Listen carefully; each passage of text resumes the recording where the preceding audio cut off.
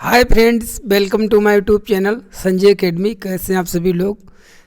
आज 14 दिसंबर 2024 का जो पेपर था वो हमारा संपन्न हो चुका है। ये पेपर नंबर सेकेंड है, जूनियर लेवल का पेपर है। हम लोग इसकी सीडीपी को डिस्कस करने वाले हैं। देखिए, बिल्कुल जो रियलिटी है हम उस पर बात करेंगे, कोई हवा हवाई नहीं। पेपर जो है टफ तो नहीं कहेंगे, पेपर जो है मॉडरेट आया है।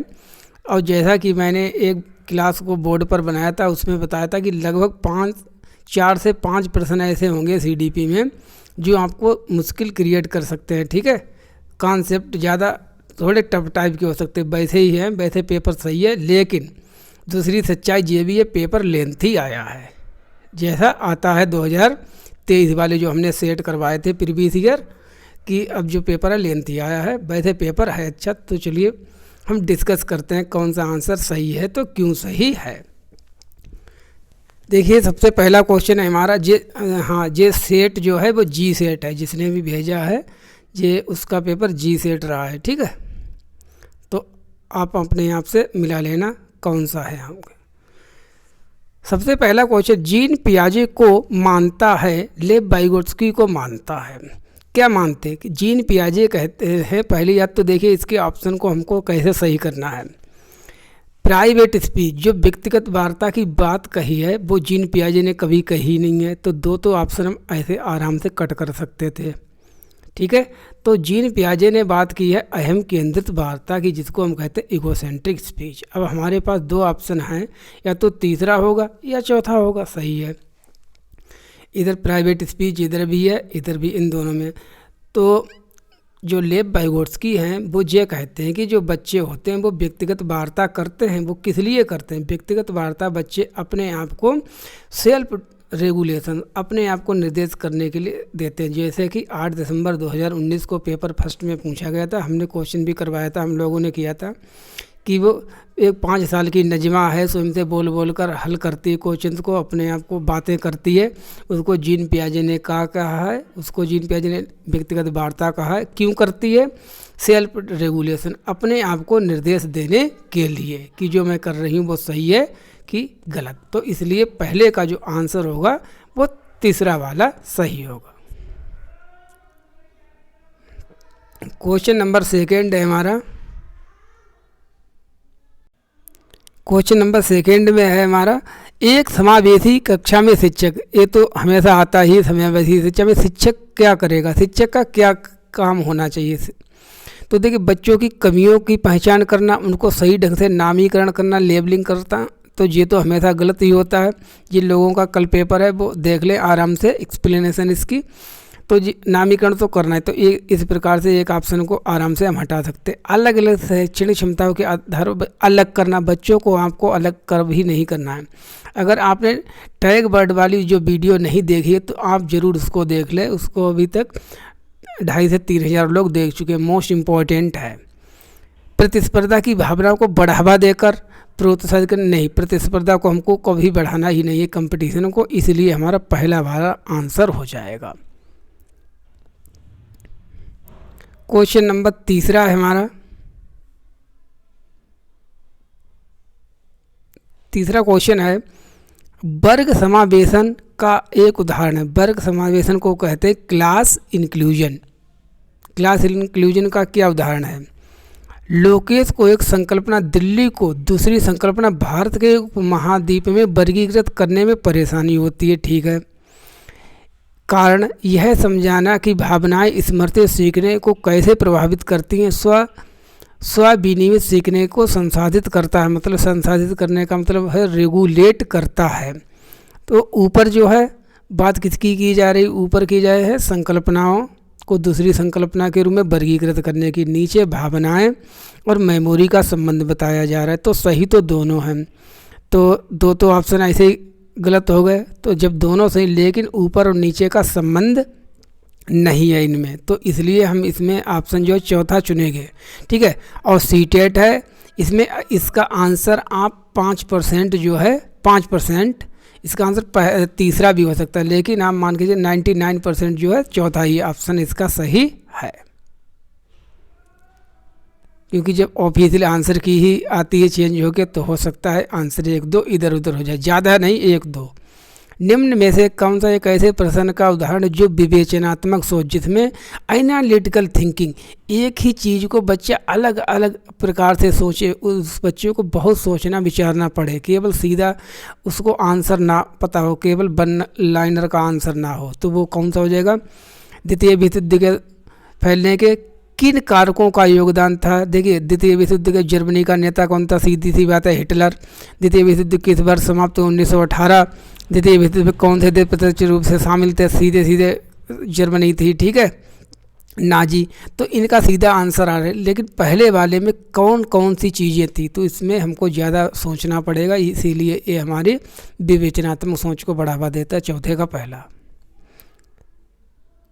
जो भी क्वेश्चन 5 मैंने बताया हम आपको बता देंगे। देखिए, डायरेक्ट क्वेश्चन है, प्रदर्शन लक्ष्य अभिविन्यास का एक उदाहरण है। लक्ष्य परफॉर्मेंस ओरिएंटेड गोल, बस मुझे परफॉर्मेंस अच्छी करनी है। सीटेट में मुझको पिछली बार 90 लाए थे नंबर, अब की 120 लाने, परफॉर्मेंस बढ़ानी है, सबको दिखाना है कि देखिए इस बार मेरे 120 आ गए, इसलिए पढ़ाई कर रहे हैं। तो इसका सीधा सा आंसर क्या हो जाएगा? एक छात्र अच्छा ग्रेड पाने और दूसरों से बेहतर होने के लिए कड़ी मेहनत करता है।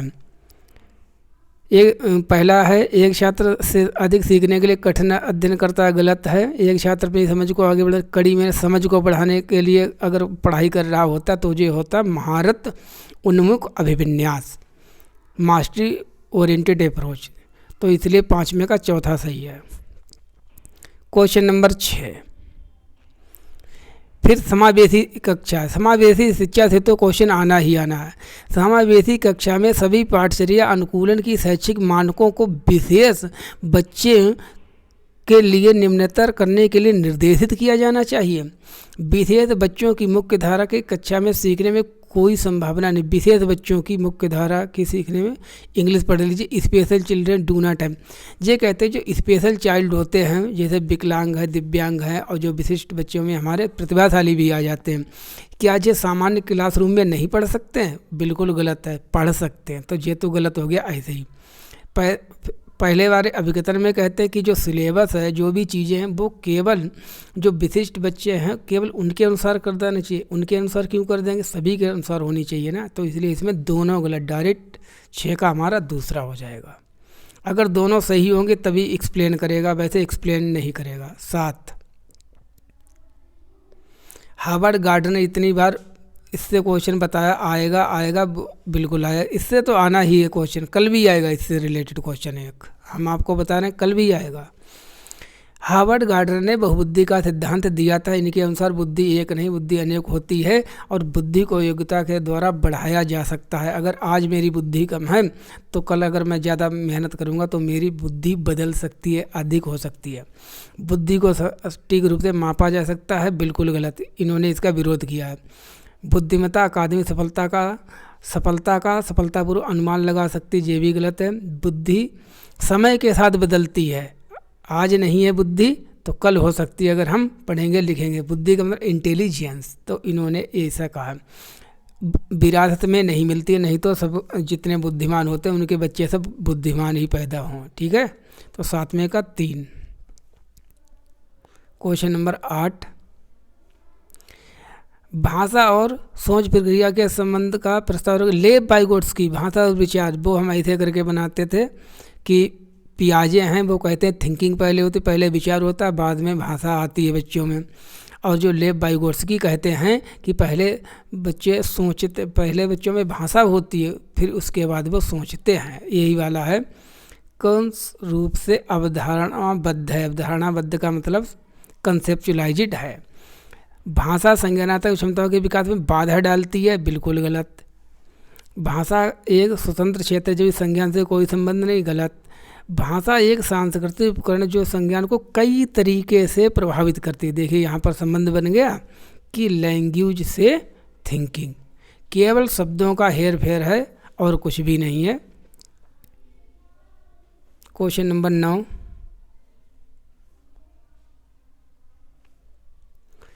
विकास के आयाम के तहत भावनाएं, आत्मधारणा, परिवारों, साथियों, दोस्तों के साथ पारस्परिक संबंधों में परिवर्तन का अध्ययन किया जाता है। किसमें अध्ययन किया जाता है? भाषाई, भाषा से कोई लेना देना दूर दूर तक। संज्ञानात्मक, दिमाग से संबंधित होता है, जिसमें चिंतन है, विचार करना है, कॉन्सेप्ट को सीखना है। भौतिक शारीरिक विकास थोड़ी ना हो रहा, संबंध बनाए जा रहे हैं, भावनाओं की बात हो रही। तो इसको इंग्लिश में देखिए साइको सोशियल। सोशल माने सामाजिक और साइको का मतलब होता है मनो, ठीक है, भावनाओं से संबंधित। तो 9 का हो जाएगा दूसरा।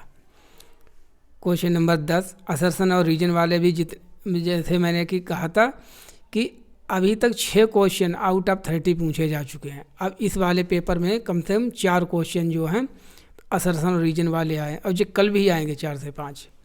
अभिकथन, भय और तनाव का वातावरण बनाना छात्रों को सचेत और हरदम तैयार रखता है। सार्थक अधिगम को सुसाधित करता है, मतलब बच्चे केवल डर में ही पढ़ेंगे, जितना डर पाएंगे उसी हिसाब से पढ़ेंगे।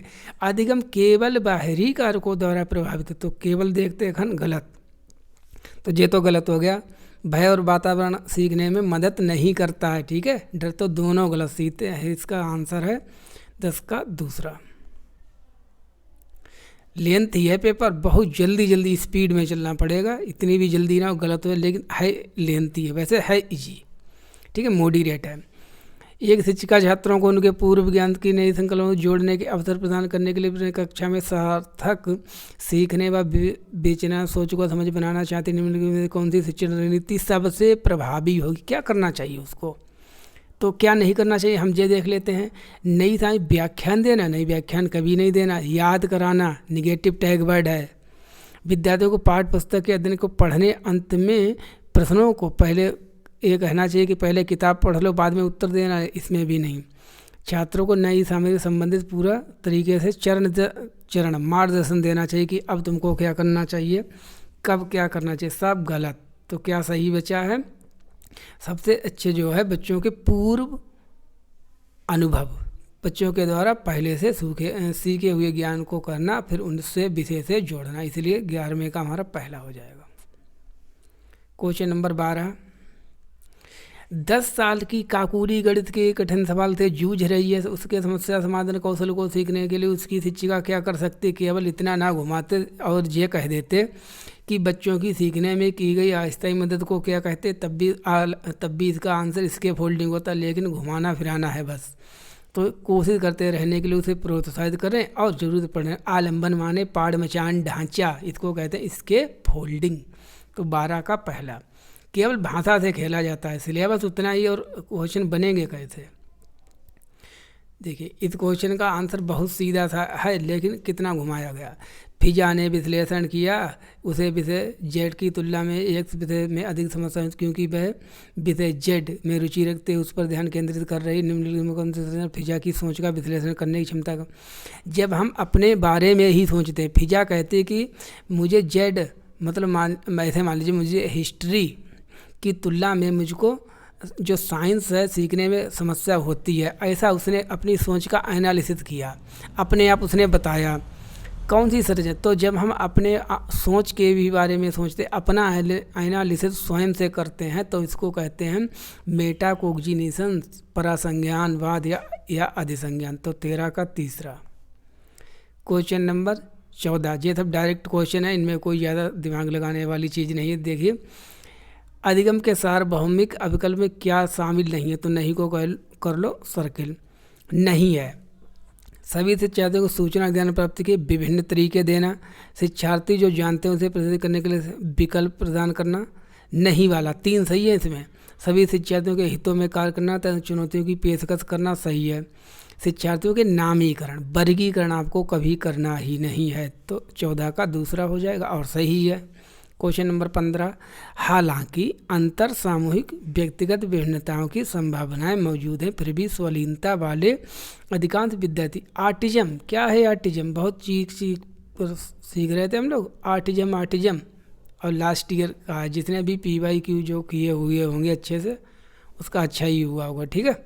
वैसे तो हम लोगों ने इन सभी चीज़ों को डिस्कस ही किया। तो ऑटिज्म दिनचर्या चरणों को सख्ती से पालन। पहले ये देख लिए, कल्पनाशील खेल के उच्चतर कौशल, ये कब से सही हो गया? गलत है।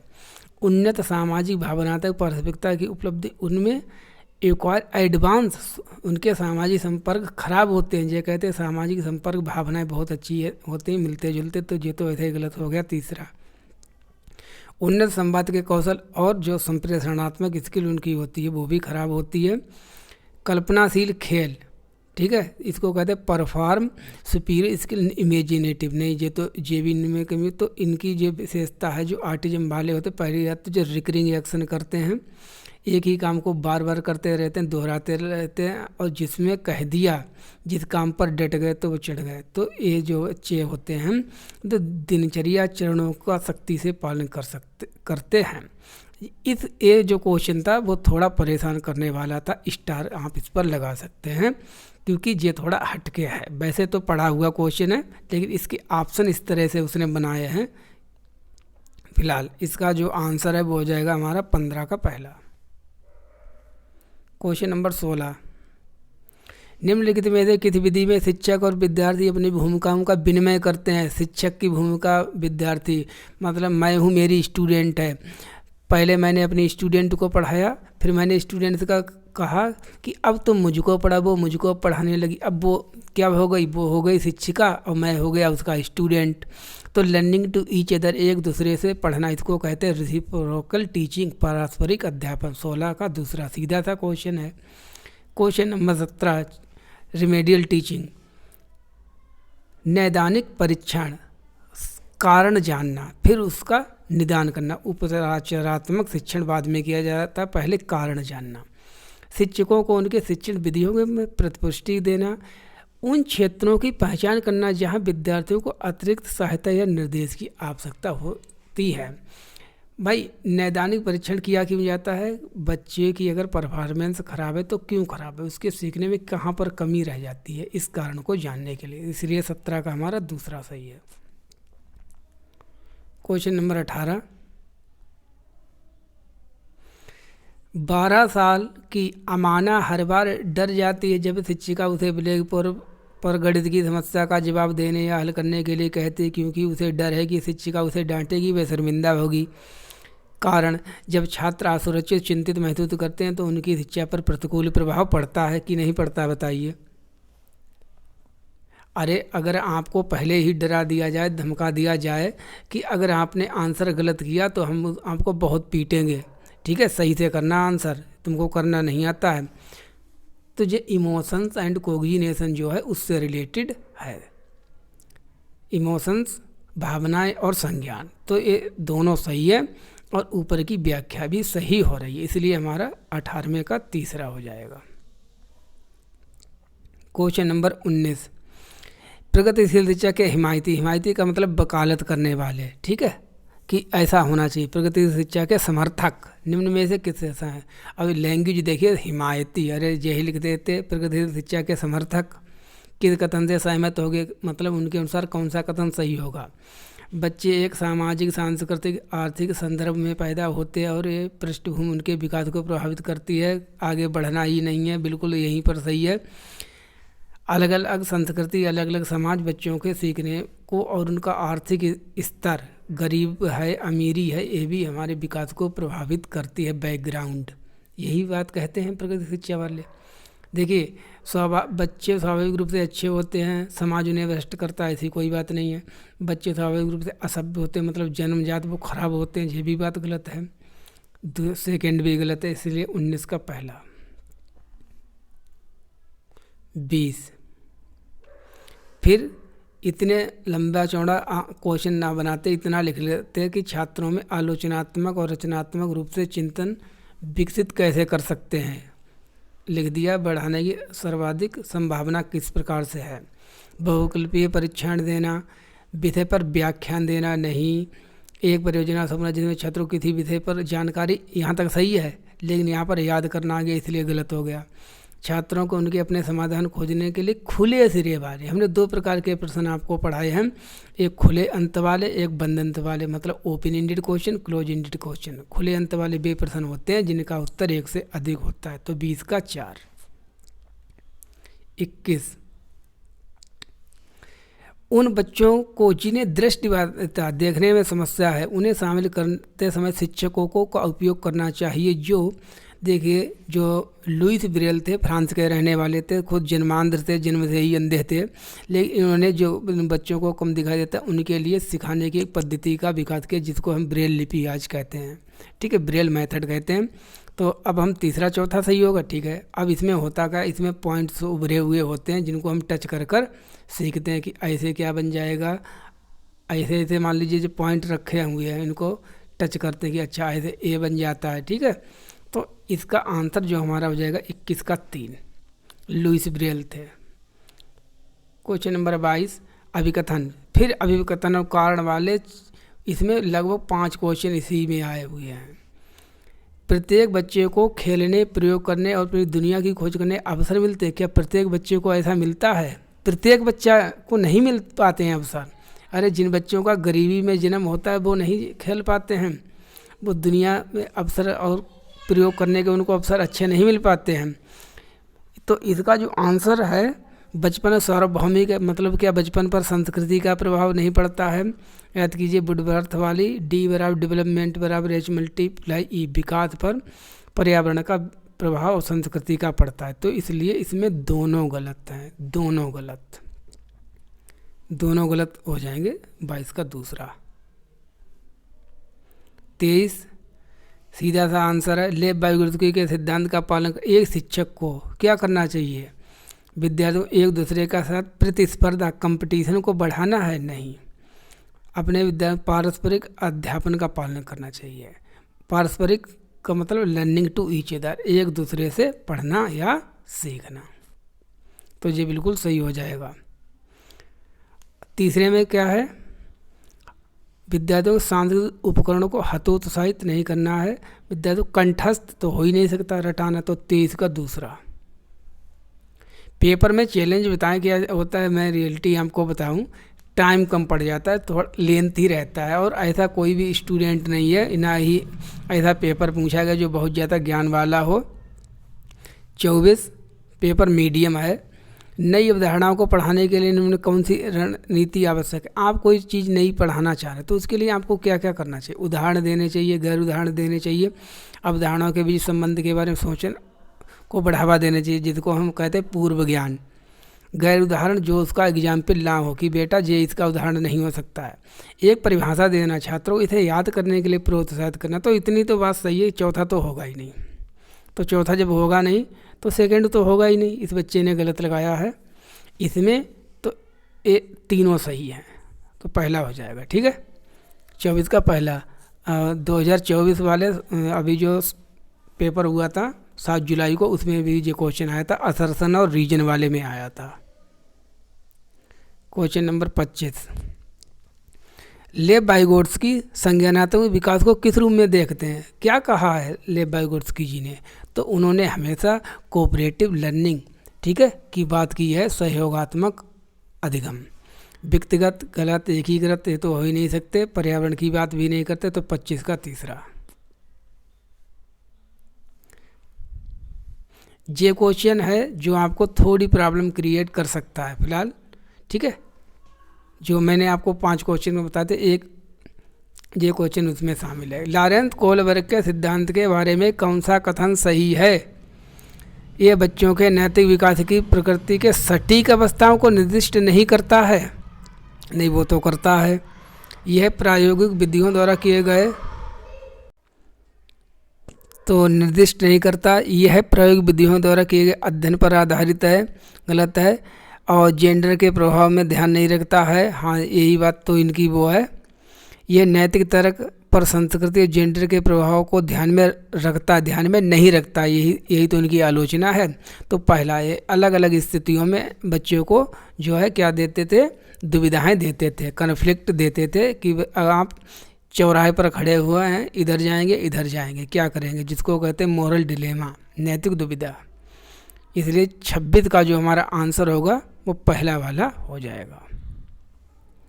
क्वेश्चन नंबर 27, निम्न में से कौन विद्यार्थी में सीखने के लिए आकलन, जो सीखने का आकलन होता है, जैसे आप मेरे पास पढ़ने आए, हमने कहा अच्छा तो देख लेते हैं, तुम्हें कुछ आता जाता है, थोड़ा बहुत आपका पहले का ज्ञान कितना है। सीखने के लिए आकलन पहले कर रहे हैं हम आपको सिखाने से पहले कर रहे हैं, तो हमने आपसे कुछ क्वेश्चन पूछ लिए, कुछ कॉन्सेप्ट पूछ लिए बिल्कुल रियल, ठीक है, आपके पहले ज्ञान से, तो इसे कहते हैं सीखने के लिए आकलन। सीखने का आकलन पढ़ाई के बाद, जैसे आपका सीटेट से पहले आप जो पढ़ाई कर रहे हैं, जो मॉक टेस्ट लगा रहे हैं, पेपर कर रहे हैं, वो है सीखने के लिए आकलन आप कर रहे हैं, ठीक है।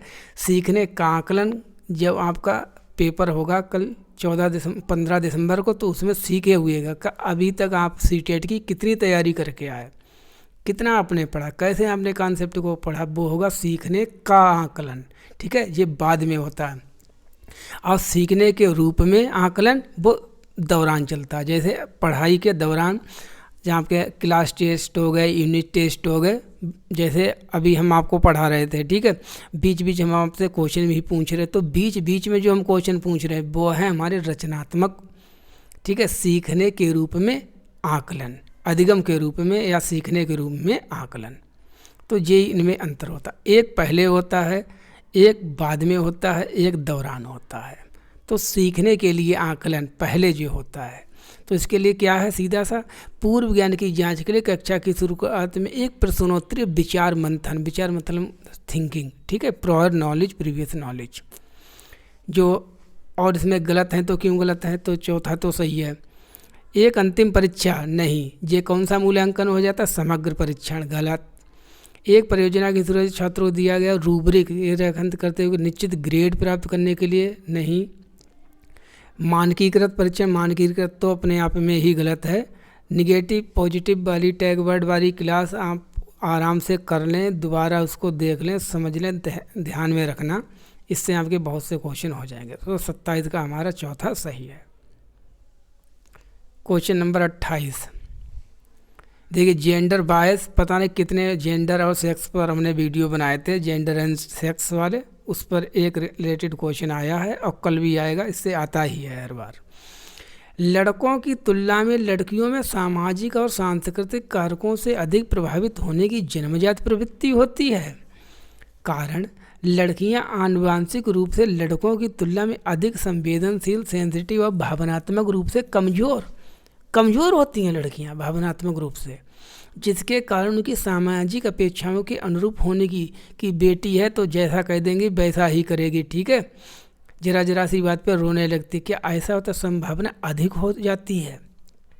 तब 28 का क्या आंसर होगा, दोनों गलत हैं, ठीक है, क्योंकि आप ऐसी कोई भी नहीं होता, लड़का लड़कियों में भेद किया जा रहा तो देखते ही घन गलत होगा।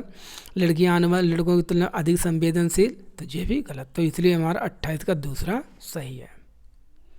सही मत समझ लेना इसको, ठीक है, तो 28 का हमारा दूसरा ही होगा, दोनों गलत हैं। क्वेश्चन नंबर 29 जीन पियाजे के संज्ञानात्मक विकास के सिद्धांत के अनुसार, मैंने अभी 3 दिन पहले एक वीडियो बनाई है जिसमें जीन पियाजे, लेव वाइगोट्स्की और कोहलबर्ग तीनों के सर्किल के रूप में थंबनेल लगा हुआ है।